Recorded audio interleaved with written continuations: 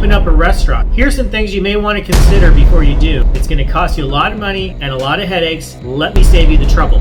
On average, it takes about $1 million to open up a restaurant. Where is that $1 million going to come from? Is it coming from you? It might be coming from investors. And guess what happens when you don't get the investors their money back? A lot of headaches. And you invested $1 million. How many years is it going to take to get to break even? That's right. When that investor sees the numbers, that for every dollar you gain, you're only earning 8 cents, that's a heartache you don't want to confront. They could have taken the same amount of money that they invested in your restaurant and just stuck it into the stock market, and on average, they could have gotten 10 to 11% returns without the headaches. A lot of savvy investors that have plenty of money to invest in these things have invested in other things or have made money elsewhere. So therefore, they know what a real return is supposed to look like. And if you're only returning 8 cents on a dollar and you're going to split that amongst the people that are involved in the ownership group, that investor is not going to be very happy. TAM. Total addressable market. The same amount of money invested in this restaurant could have gotten into software development to attract a global audience through a SaaS product, 10x, 100x the investment, opposed to just 8 cents on a dollar. Yelp and Google reviews. You are now at the mercy of Karen and Kevin. They're going to come in there. They're going to give you all the worst reviews possible just because the server looked at the wife the wrong way, the server looked at the husband the wrong way, their spouse got butthurt, and all of a sudden you have a bad review. These are the types of things that you have to contend with. And guess what? In order to remove some of these reviews, you're going to have to pay the review cartel, which is Yelp and Google. They charge you to get rid of some of these reviews. There's also something that you have to worry about. A triple net lease, when you signed it, you probably weren't paying attention, or you're probably thinking about signing one now. A triple net lease means you're responsible for paying everything associated with the property. Insurance, maintenance, taxes. The evolution of dining and dining out went from fine dining to business casual dining to casual dining to quick service. Now, the entire industry is moving towards online delivery. Are you prepared to have DoorDash and Uber Eats tell you how to run your business? That's something you have to confront. These people are going to be taking 30% of each transaction. Say you're a good operator. You have a beautiful restaurant. The business is thriving. The staff turnover is very low. Then people catch wind and check out your operation. They see it's a beautiful operation, it's working well. They like the staff that you have, and all of a sudden, they're throwing the world at them. They're there to poach. So whatever they can do to get these people in their restaurant, they're gonna promise the moon. You just spent all this money training this person, and they leave on a whim.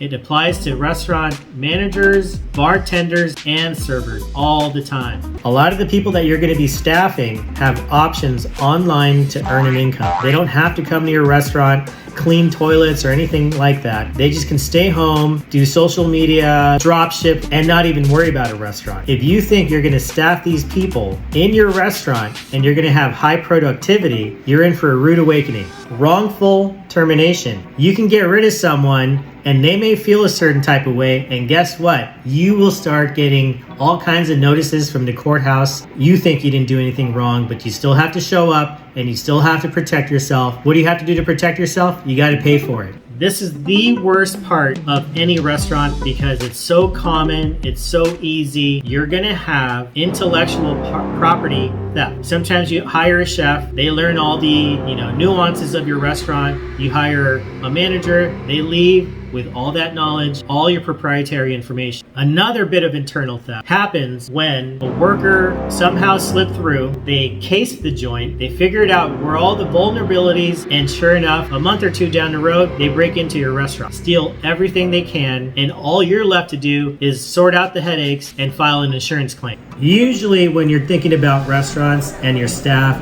you're thinking about the bartender, you're thinking about the server, you're thinking maybe the manager, the busser. But one thing you don't really think about is the back of the house. You are going to be tempted to pay these people under the table. If you do pay these people under the table, guess who you're going to be liable to? Everyone under the IRS umbrella and the Labor Board and the Better Business Bureau. They're all going to be on your back for for doing something you shouldn't have done just to save payroll tax and whatever else that you thought you're going to save. Another thing that's so common amongst restaurant workers is something called time theft. They clock in, they don't really start working right away. Then when the manager cuts them, they go to the bathroom, they go to the car, they take their time with side work, and they still haven't clocked out. The manager has no incentive to keep track of those things unless they're on a bonus structure, and even then they don't care. So guess what? This person's not really working for you. They're not being productive, but they're still on the clock. Who's paying for that?